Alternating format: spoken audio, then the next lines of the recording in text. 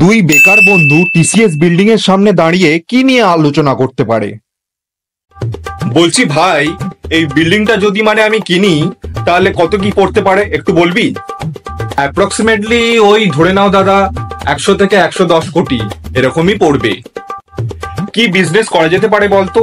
ওটাই তো হচ্ছে আসল কথা না, এই বিষয়ে আমাদের আলোচনা করতে হবে। এখন যা সিচুয়েশন দাদা, সেই অনুযায়ী তো মুড়ির ফ্যাক্টরি খুললে খুবই ভালো হয়, তার সাথে যদি একটু চানাচুর হয় তাহলে তো একেবারে ফ্যান্টাস্টিক।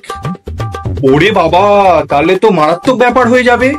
আচ্ছা, বাই দ্য ওয়ে, তাহলে টিসিএস এর নামটা চেঞ্জ করে তাহলে কি নাম রাখা উচিত একটু বলতো?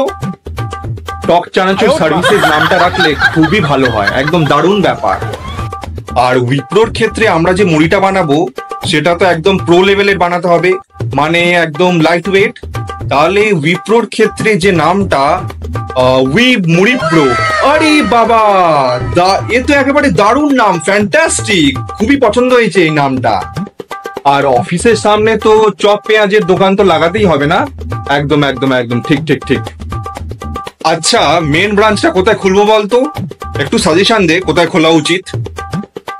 মেন শাখাটা বলতে আইটিসি, ইন্ডিয়ান টক চানাচুর।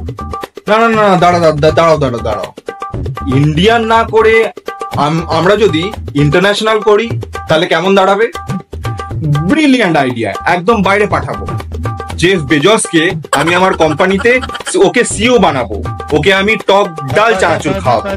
টক ঝাল চানাচুর তো সবাই শুনেছে, এই প্রথমবার এটা আমি ইনভেন্ট করেছি, নিজে আমি আবিষ্কার করেছি, তাই প্রথমবার আমি ওকে টক ডাল চানাচুর খাওয়াবো, বুঝলি?